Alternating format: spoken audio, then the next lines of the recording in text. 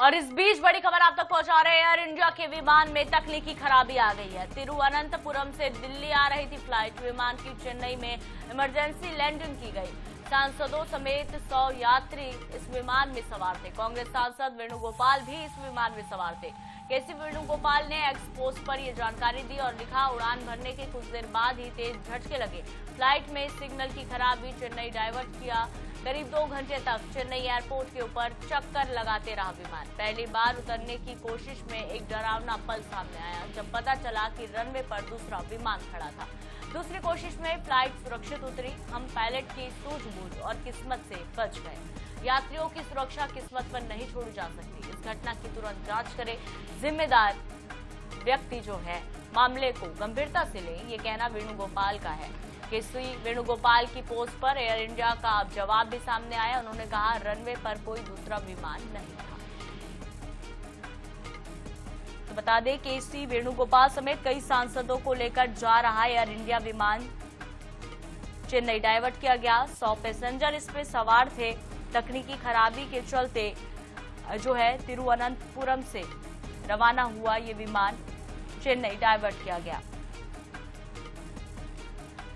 तो अब इसको लेकर केसी वेणुगोपाल जो हैं, उन्होंने सोशल मीडिया के एक्स प्लेटफॉर्म पर ये जानकारी साझा की और साफ तौर पर कहा कि फ्लाइट की शुरुआत ही देरी से हुई। उड़ान भरने के तुरंत बाद हमें अभूतपूर्व टर्बुलेंस का सामना करना पड़ा। लगभग 1 घंटे बाद कैप्टन ने फ्लाइट सिग्नल फॉल्ट की घोषणा की और विमान को चेन्नई की ओर मोड़ा गया। उन्होंने ये भी लिखा है कि 2 घंटे तक विमान चेन्नई एयरपोर्ट के ऊपर क्लियरेंस का इंतजार करता रहा।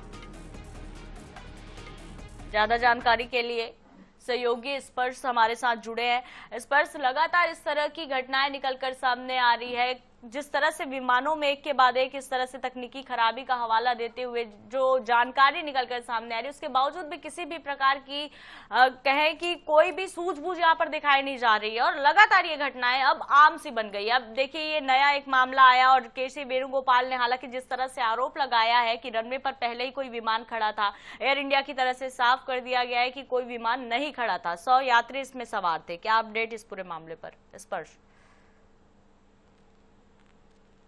ये फ्लाइट आ रही थी एयर इंडिया की, ये AI 2455 फ्लाइट थी, जिसको तकनीकी खराबी के चलते वापस जो चेन्नई वहां पर जो है लैंडिंग कराई गई है डाइवर्ट करके। और इस विमान में कई जो सांसद है वो मौजूद थे और करीब 100 के आसपास जो है मौजूद थे।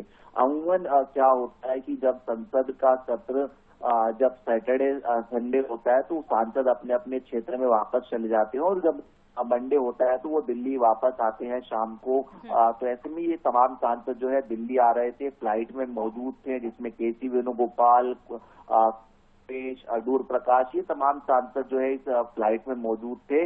और उसके बाद में ये आरोप लगाया गया है कांग्रेस के जो संगठन महासचिव है केसी वेणुगोपाल की तरफ से कि फ्लाइट जो है शुरुआत उसकी देरी से हुई थी और उड़ान भरने के बाद जो टर्बुलेंस है उसका सामना करना पड़ा और उसके बाद में एक फॉल्ट की जो घोषणा है वो की गई। उसके बाद में जो है फ्लाइट को मोड़ दिया गया। हालांकि जो गंभीर आरोप दूसरा ये है कि जब उसको लैंड कराया जा रहा था तो एक अन्य विमान जो है ऑलरेडी रनवे पर खड़ा था। हालांकि इसको लेकर जो सफाई है वो ऑलरेडी आ चुकी है।